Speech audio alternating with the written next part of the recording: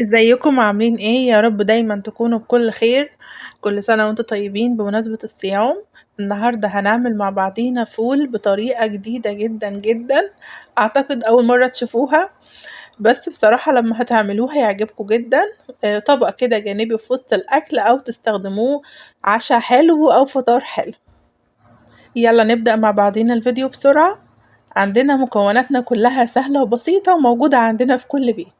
أول حاجة هنجيب طاسة نحطها على النار ونحط فيها شوية من الزيت، وننزل عليهم ببصلة تكون متقطعة صغير زي ما انتوا شايفين كده بالظبط.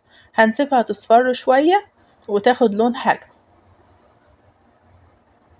بعد كده عندنا شوية من الخضروات، كزبرة، بقدونس وشبت، شوية صغيرين كده. كده تمام، هننزل عليهم ونشوحهم مع بعضيهم مع البصل. لو عندك كمان شوية فلفل أخضر ممكن تحطيهم عليها. بعد كده هننزل بالتوابل بتاعتنا، عبارة عن فلفل أسود وتوابل بصل بودر وتوم بودر وشوية كمون وكمان شوية ملح.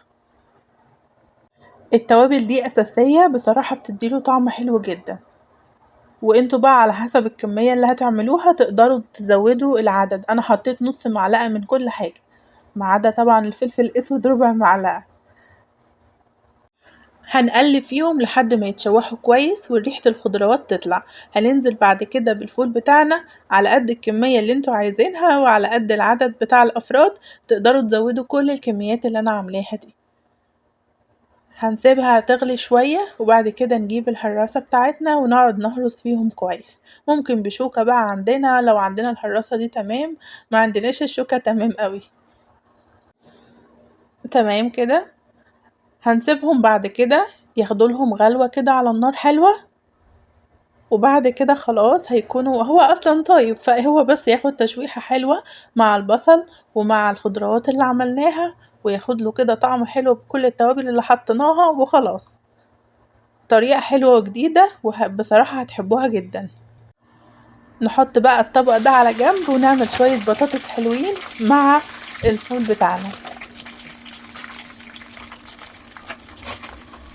اثناء بقى البطاطس بتاعتنا ما تكون بتتحمر، نكون مجهزين شوية سلطة حلوين وبنسخن العيش بقى على النار التانية او في مايكرويف.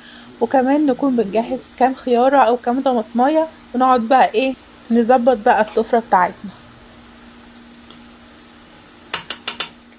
زي ما قلتلكوا هي سهلة وبسيطة، مكونات سهلة وموجودة في كل بيت.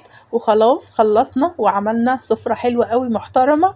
لو جالنا ضيوف على السريع كده نقدر نعمل الطبق ده، صدقوني هيكون طعمه حلو قوي قوي. لو ما عندكوش الخضروات دي بقولكوا ممكن تحطوا فلفل اخضر، او ممكن كمان تعملوه بالبصل، بس البصل ده بيديله طعم حلو قوي وبيغير طعم الفول جدا. مع شوية بطاطس بقى، لو عندكم بدنجان شوية بدنجان متحمرين، وكده بقى تمام. بقت سفرة حلوة محترمة تشرفكم. بصراحة الأكل الصيامي يفتح النفس قوي للأكل. يلا كل سنة وانتم طيبين، بألف هنا علينا وعليكم. باي باي.